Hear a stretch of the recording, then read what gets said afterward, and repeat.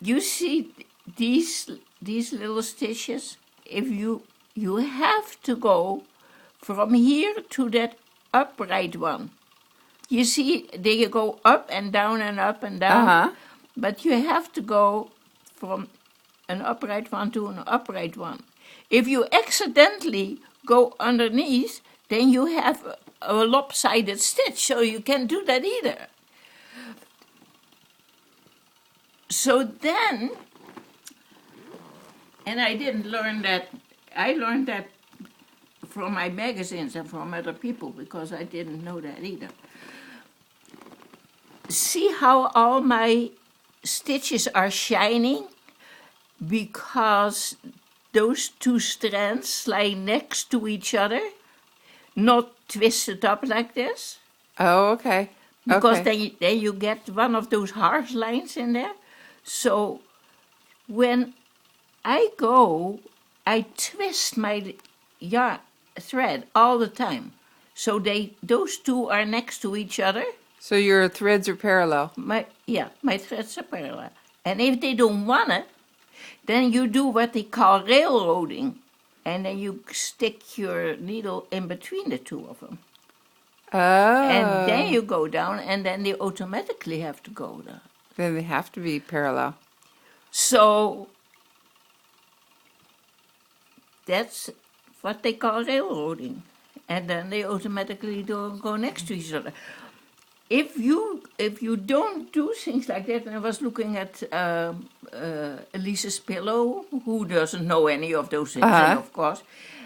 And then when you have it twisted, then you get this line. Instead of the next to each other, you get this harsh line in there. So there is a difference between proper doing it and... But I was doing this, and when you make a mistake... Now, this looks easy, more or less, because there's different colors in here, but still, it's a whole line up. Yeah. But that's very tricky, because if you keep going happily, and then all of a sudden you see that you counted one wrong, one way or another, Yeah. you gotta get the whole bloody mess out. But see, it's very... And in this thing is already almost 100 hours.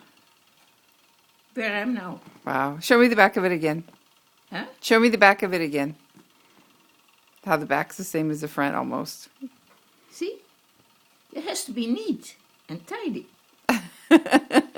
And it shows up. When it's all bumpy and nasty, it Yeah. shows up in the front.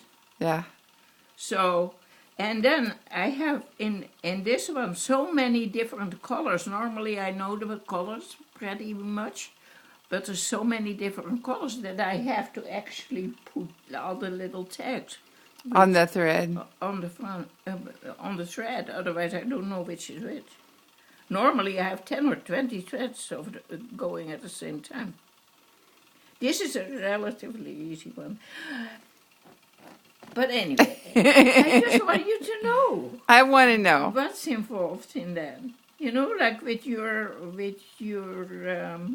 quilting business, how that goes. That is interesting to me too.